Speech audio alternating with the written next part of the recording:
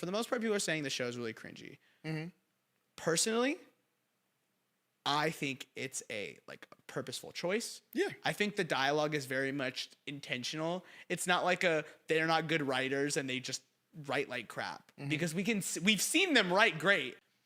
So when Dustin is like flipping off the basketball guys and they're bunching against the wall, they're like, "What's going on, dork? And what's wrong, nerd? You still worshiping that loser?" And then like his friends come in and they're like, "He's got help," or whatever they said, and they like get him away and they run off. Or like when later on when he's at like Eddie's grave and the guy's like, "Hiya."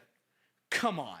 People are trying to sit here and tell me like that's all cringe and whatever, but like the show has always been that. Like it literally has never changed. And I need someone to correct me if I'm wrong. I need to know, because I haven't rewatched the show in years. Maybe I'm wrong. It just kind of always felt like this.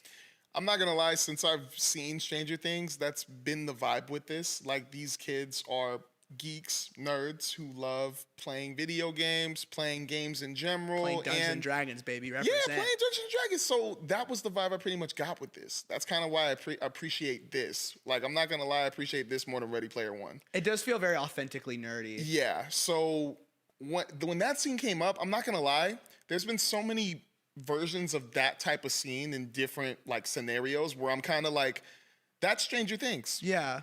So I didn't really find it as cringe. I just found it like, oh, that's a moment. But to be honest, I thought it was a pretty cool moment. I'm not gonna lie, because correct me if I'm wrong, Mike, Dustin, I forgot all the characters' names. The boys, Lucas and Will, the boys standing up for him was pretty cool to me.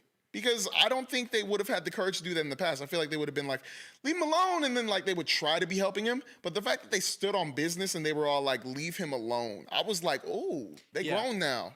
They grown. So I kind of liked it. It's like the moment is good, but it's written really funny. I don't really care. It's the 80s or the 90s, that's what I'm right? saying. It's the 80s. Late 80s? I want to say late 80s. It's like supposed to be campy. Like that's the entire point. That's what it felt like. Like that's what they're writing for, you know? I don't really understand why it's a conversation. I think it's because Stranger Things is so mainstream that like when people see bad writing, they just assume, or when they see like this like weird corny dialogue, they assume that it's just bad writing and people not knowing what they're doing. But really it's all intentional, and the entire point is to like replicate like 80s media. Like that's very clear.